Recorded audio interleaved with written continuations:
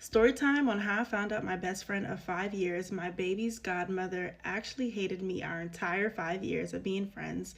And yesterday, she confessed to me after 5 years she never liked me, she hated my guts the entire time, and why you should vet your friendships just the same way that you vet your relationships. Me and this girl was friends since 2020 during the pandemic, like early 2020. We met on social media. I think it was even 2019.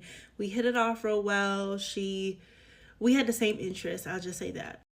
We didn't officially meet up in person until I moved to Atlanta in 2021 because she lives in South Carolina and I was in New Jersey, New York. So obviously coming to South Carolina was not in the plans. We building a friendship. We're getting real close. I get married in 2021. She was already married for 2 years when we met. So our husbands met. They got super close. We have this whole like family group chat. We all close and da.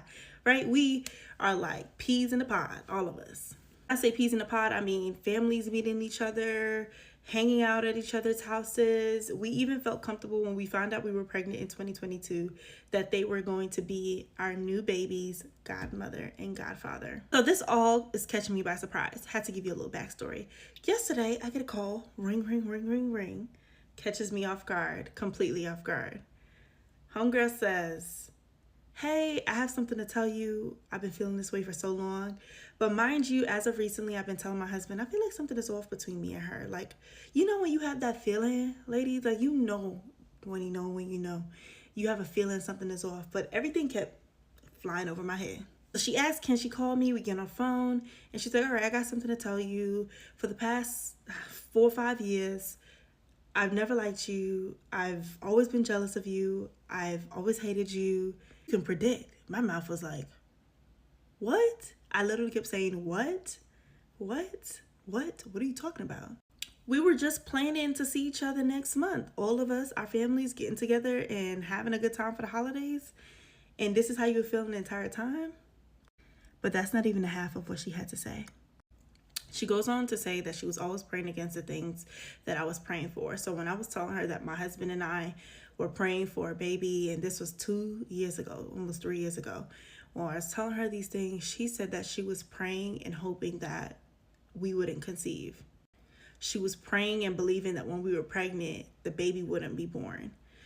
When I was pregnant around like 26, 27 weeks, you know, when you get tests for gestational diabetes, I was actually diagnosed with gestational diabetes. I had to retake the test. So, you know, you call your friend, you tell your friend, whatever, like, hey, like, pray for me and all these things.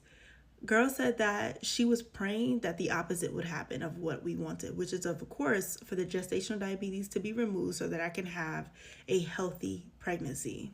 If you know anything about gestational diabetes in itself, you know that that's nothing to play with when you are pregnant at all. So the fact that she found that fun and joyful, and I still called her her best friend, and she knew that this baby was going to be her godchild, and she felt comfortable feeling that way, blows my mind. So anyways, the whole time we were on the phone, I'm just listening. I'm just quiet because I'm trying to like take in everything that she's saying because I actually can't believe that these things were going over my head. One time while I was pregnant, it was November of 2022 and I was due March 2023. I came to her because I had a feeling like something was off. And again, like when you feel something is off, you really need to take heed and pray about whatever it is that you feel is off of your spirit. So I said something was off. I addressed it with her and we agreed that we both can do better as friends. I should have took that as a sign right then and there to dead this friendship. But she assured me that what I was feeling off was not the case. She was genuinely there to be my friend. The same time I felt this way was the same time I had the gestational diabetes and she felt a way about me being pregnant, I suppose. She continued on to say that she's always felt competition between us. Whenever I started my photography business, she felt competition in there.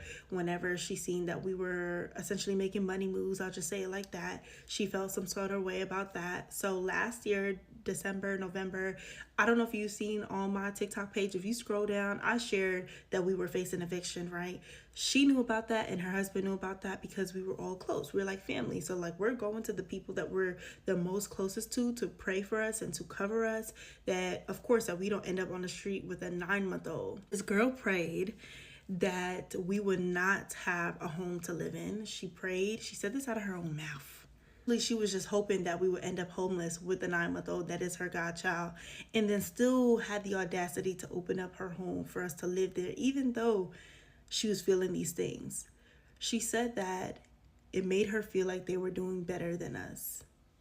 This is a best friend, somebody that you're confiding in. I was almost like dishing information for her to pray against on me.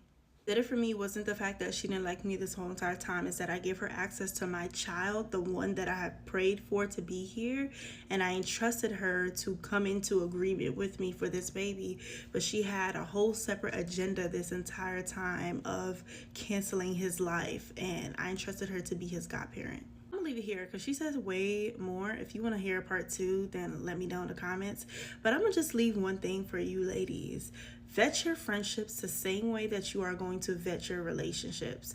The same way that you're going to pray and seek God about if this is the person that you're supposed to spend the rest of your life with. You need to be praying and asking God, is this a friendship I need to be pouring myself out into? You need to pray and ask God for discernment when we're sharing things with friends. Not as women, sometimes we just want to get all close because we like the same things. We like content creation. We all just gonna be friends. We like photography. We just all gonna be friends. And no, like, ask God, what is the kingdom purpose here for our friendship? Is this somebody I'm gonna do life with? Is this somebody I should share my deepest, darkest secrets with? Is this somebody that I can trust with my entire life? Is this somebody I could bring around family? The list goes on. You need to vet your friendships the same exact way that you're going to be vetting your relationships. And that's one thing that I took away from this. And these things for sure will never happen again. Well, all in all, girl, I'm just excited that God has removed the one thing that I knew was a hindrance in my life. And now I can just move forward with what God has for me in this season. But overall, I just feel like this is all crazy. This is like a movie. I can't believe it. Let me know what y'all think in the comments.